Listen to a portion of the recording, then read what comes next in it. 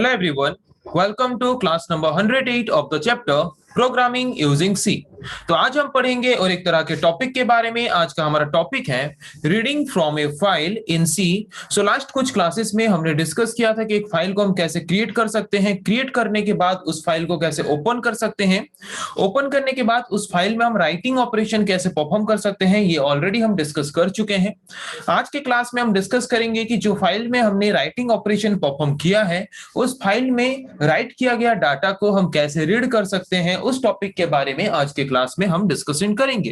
तो चलिए शुरू करते हैं डिस्कशन। तो जैसे कि राइटिंग ऑपरेशन परफॉर्म करने के लिए हम सी प्रोग्राम में एक फाइल से कोई भी डाटा को रीड करने के लिए, राइट करने के लिए जैसे कि हम तीन तरह के फंक्शंस को यूज करते थे, वैसे ही रीड ऑपरेशन परफॉर्म करने के लिए भी हम सी प्रोग्राम में तीन तरह के फंक्शंस यूज करते हैं। एक है एफ गेट सी फंक्शन, जैसे कि हम राइटिंग ऑपरेशन परफॉर्म करने के लिए यूज करते थे एफ पुट सी फंक्शन, वैसे ही हम यहाँ पे यूज करते हैं रीड करने के लिए एफ गेट सी फंक्शन। जैसे हम राइट करने के लिए F put S function use करते थे, वैसे ही यहाँ पे रीड करने के लिए यूज करते हैं एफ गेट एस फंक्शन। जैसे हम राइटिंग ऑपरेशन परफॉर्म करने के लिए एफ प्रिंटफ फंक्शन यूज करते थे, वैसे ही रीड करने के लिए हम यूज करते हैं एफ स्कैनफ फंक्शन। ओके, तो ये तीन तरह के फंक्शंस हम यूज करते हैं रीडिंग ऑपरेशन परफॉर्म करने के लिए एक फाइल से सी प्रोग्राम के थ्रू। तो एक एक करके हम सारे फंक्शंस के बारे में पढ़ेंगे कि किस तरह के फंक्शन को यूज करके हम किस तरह से राइटिंग ऑपरेशंस परफॉर्म कर सकते हैं एक पर्टिकुलर फाइल से। सो फर्स्ट हम देखेंगे एफ गेट सी फंक्शन के बारे में। एफ गेट सी फंक्शन का काम क्या है, जैसे कि हमने पढ़ा है ऑलरेडी एफ पुट सी फंक्शन के बारे में। एफ पुट सी फंक्शन यूज करके हम एट ए टाइम सिर्फ एक ही कैरेक्टर क्या कर सकते हैं, राइट कर सकते हैं। सिमिलरली एफ गेट सी फंक्शन को यूज करके हम एट ए टाइम सिर्फ एक ही कैरेक्टर को क्या कर सकते हैं, रीड कर सकते हैं। ओके, तो यहाँ पे भी हमें अगर मल्टीपल नंबर ऑफ कैरेक्टर्स वाले स्ट्रिंग वैल्यूज को अगर रीड करना है तो कैसे हम एफ गेट सी फंक्शन यूज करके रीड कर सकते हैं, उसके बारे में प्रोग्राम के थ्रू हम देखेंगे। बट अब हमने ये जाना कि एफ गेट सी फंक्शन एक रीडिंग फंक्शन है, मतलब एक प्री डिफाइंड फंक्शन है जिसको यूज करके हम एक फाइल में स्टोर किया गया डाटा को रीड कर सकते हैं कैरेक्टर बाय कैरेक्टर। ओके, तो जब कैरेक्टर, जो एंड ऑफ द कैरेक्टर जब आ जाएगा, मतलब सपोज मैंने यहाँ पे लिखा है एक फाइल में इन्फो टेक, तो इन्फोटेक का जो लास्ट पॉइंट है, जब तक लास्ट पॉइंट तक हम पहुंच जाएंगे उसके बाद एफ गेट सी फंक्शन हमें रिटर्न करेगा एंड ऑफ फाइल। तो ये एंड ऑफ फाइल क्या है, एंड ऑफ फाइल हमें बताता है कि हम फाइल के एंड में पहुंच चुके हैं। तो एंड ऑफ फाइल जब हम रिटर्न करेगा तब हमें पता चल जाएगा कि हमारा फाइल का जो एंड पॉइंट है वो पहुंच चुका है और तब तक जो भी डाटा स्टोर्ड था उस डाटा को हमने ऑलरेडी रीड कर लिया है। तो हम जो रीडिंग ऑपरेशन परफॉर्म करना चाहते थे वो रीडिंग ऑपरेशन हमने एफ गेट सी फंक्शन यूज करके परफॉर्म कर लिया है। तो एफ गेट सी फंक्शन या फिर एफ गेट एस फंक्शन हो या फिर एफ स्कैनफ फंक्शन हो, ये सारे फंक्शंस को हम मेनली यूज करते हैं क्यों, वैल्यूज रिटर्न करने के लिए। हम जब रीडिंग ऑपरेशन परफॉर्म करते हैं इसका मतलब क्या, मेमोरी के फाइल में कहीं पे एक डाटा स्टोर्ड है जिसको हमें रीड करना है, मतलब वो हमें वैल्यू रिटर्न करेगा जिस वैल्यू को एज ए आउटपुट हम देख पाएंगे। ओके, तो किस तरह का वैल्यू हमें रिटर्न करेगा, character value. At a time सिर्फ एक ही कैरेक्टर रिटर्न कर सकता है एफ गेट सी फंक्शन। किसका, किस फाइल का, जिस फाइल को हमारा फाइल पॉइंटर पॉइंट कर रहा है। तो उस फाइल पॉइंटर को हम यहाँ पे स्पेसिफाई करेंगे अंदर, जिस फाइल पॉइंटर का, जो फाइल पॉइंटर पॉइंट कर रहा है हमारे फाइल को, जिस फाइल से हम रीडिंग ऑपरेशन परफॉर्म करना चाहते हैं। ओके, तो यहाँ पे प्रोग्राम के थ्रू उसे समझने की कोशिश करते हैं। तो कोई भी सी प्रोग्राम हम शुरू करते हैं हैज इंक्लूड प्री प्रोसेसर से, वहां पे हमने यूज किया है stdio हेडर फाइल, क्योंकि stdio हेडर फाइल हमें प्रोवाइड करता है सारे प्री डिफाइंड और फंक्शंस जिसको हम यूज करते हैं reading and writing operation perform करने के लिए। उसके बाद हम मेन फंक्शन से शुरू करते हैं। मेन फंक्शन को शुरू करने के बाद मेन फंक्शन को हमने यहाँ पे ओपन किया। मेन फंक्शन को ओपन करने के बाद फिर हम क्या करते हैं, फाइल पॉइंटर डिक्लेयर करते हैं। फाइल पॉइंटर डिक्लेयर करने के बाद यहाँ पे हम यूज करते हैं एक स्ट्रिंग वेरिएबल।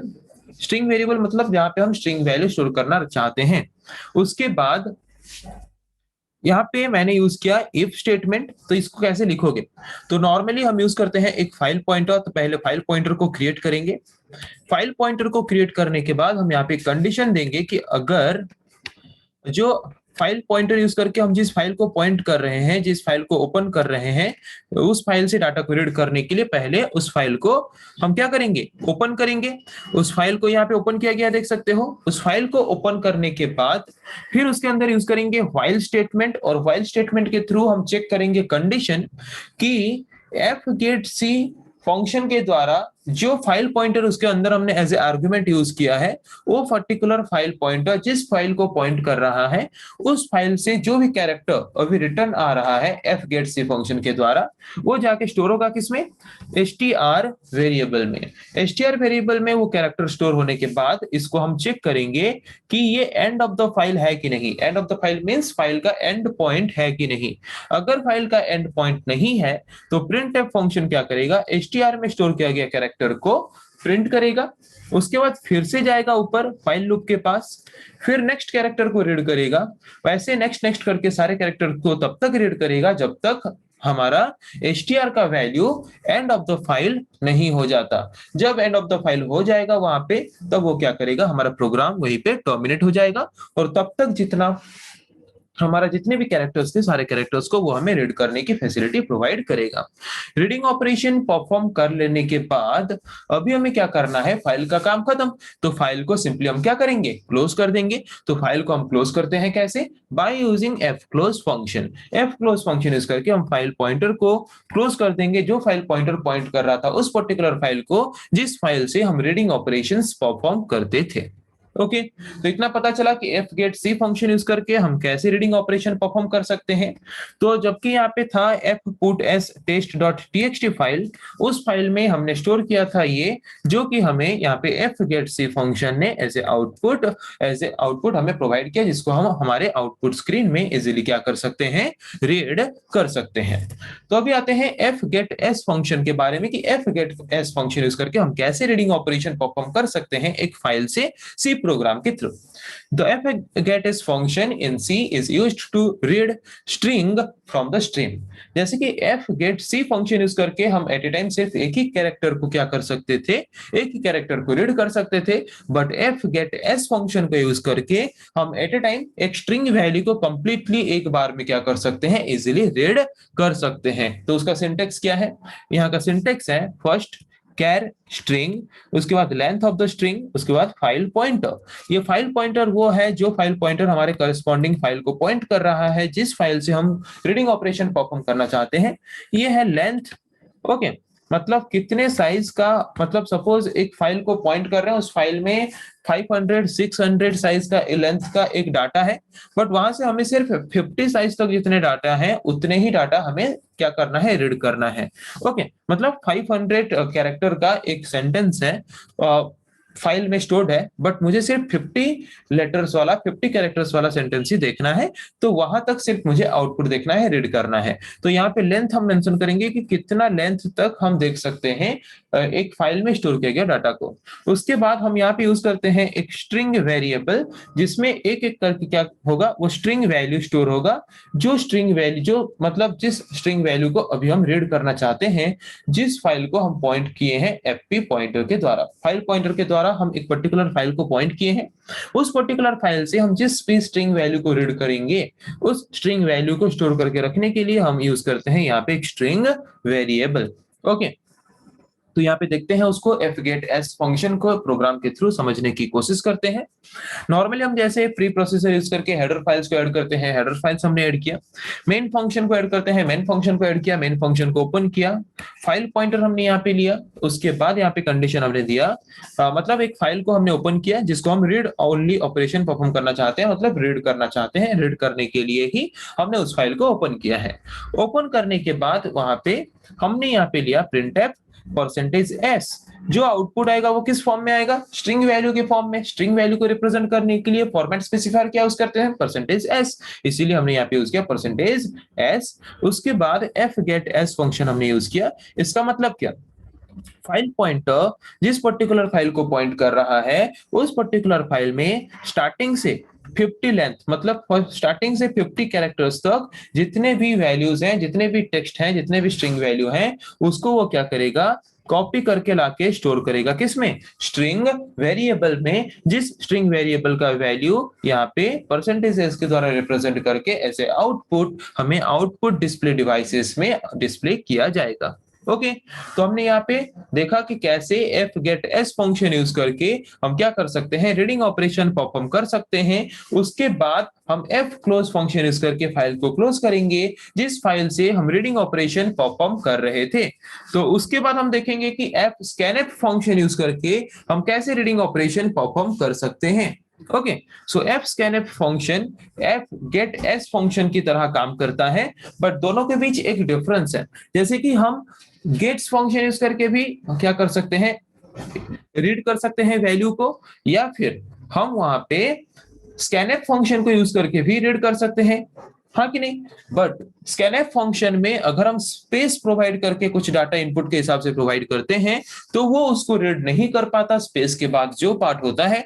वैसे ही एफ स्कैनफ फंक्शन यूज करके अगर हम कुछ रीडिंग ऑपरेशन परफॉर्म कर रहे हैं और फाइल में अगर कहीं पे स्पेस या फिर न्यू लाइन आ जाता है तो वहां पे हमें क्या करना पड़ता है, वहां पे हमें उस फाइल के जो ब्लैंक स्पेस या फिर न्यू लाइन कैरेक्टर के बाद जो भी कैरेक्टर्स हैं उसको हमारा फाइल रीड नहीं कर पाता।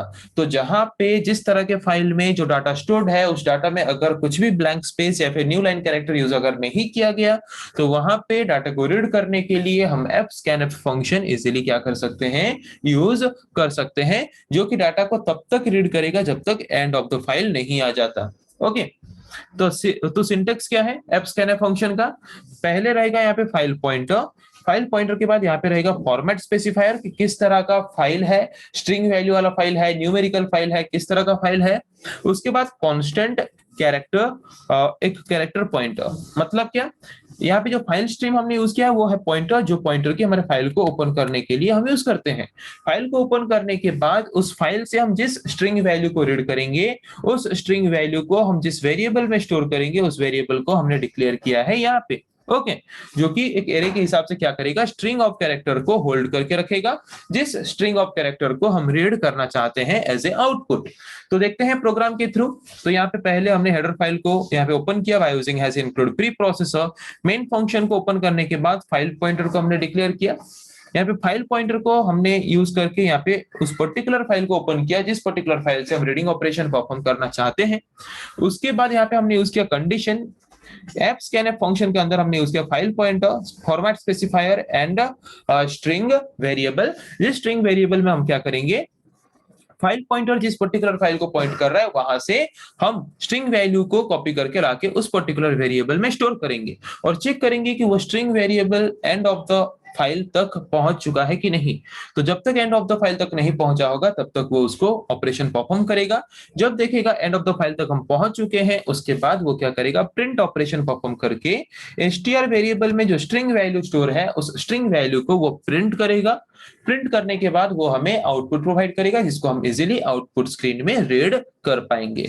तो फाइल को रीड करने के बाद उसके बाद फाइल का और कोई काम नहीं है, फाइल को हम इजीली क्लोज कर सकते हैं। बट अगर हम एक फाइल को ओपन कर रहे हैं और अगर वो उस नाम का कोई फाइल है ही नहीं तो वो हमें आउटपुट क्या दिखाएगा, आउटपुट हमें दिखाएगा एरर। तो पता चला कि कैसे हम क्या कर सकते हैं, हम F get C, F get S and F scanf function use करके एक फाइल में स्टोर किया गया डाटा को, राइट किया गया डाटा को कैसे रीड कर सकते हैं, जिस टॉपिक के बारे में आज के क्लास में हमने डिस्कस किया। तो एक चीज आपको ध्यान देना है कि स्कैनफ फंक्शन में जैसे कि ब्लैंक स्पेस या फिर न्यू लाइन कैरेक्टर अगर बीच में आ जाता है तो हम आगे रीड नहीं कर पाते। जब ब्लैंक स्पेस आ जाएगा या फिर न्यू लाइन कैरेक्टर आ जाएगा वहीं पे ही हमारा रीडिंग ऑपरेशन क्लोज हो जाता है। वैसे ही एफ स्कैनफ फंक्शन में भी वही सेम प्रॉब्लम होता है कि अगर हम रीडिंग ऑपरेशन परफॉर्म कर रहे हैं एफ स्कैनफ फंक्शन यूज करके तो बीच में अगर ब्लैंक स्पेस या फिर न्यू लाइन कैरेक्टर आ जाता है तो हमारा रीडिंग ऑपरेशन वहीं पे स्टॉप हो जाता है। इसीलिए एफ स्कैनफ फंक्शन की जगह पे अगर कहीं पे स्पेस है, न्यू लाइन कैरेक्टर्स यूज किए गए हैं, वहां पे अगर हमें रीडिंग ऑपरेशन परफॉर्म करना है तो हम एफ गेटिस फंक्शन को यूज कर सकते हैं उस पर्टिकुलर फाइल के डाटा को रीड करने के लिए। ओके तो नेक्स्ट क्लास में हम डिस्कस करेंगे ऐसे और कुछ टॉपिक्स के बारे में। आज के लिए इतना ही। Thank you.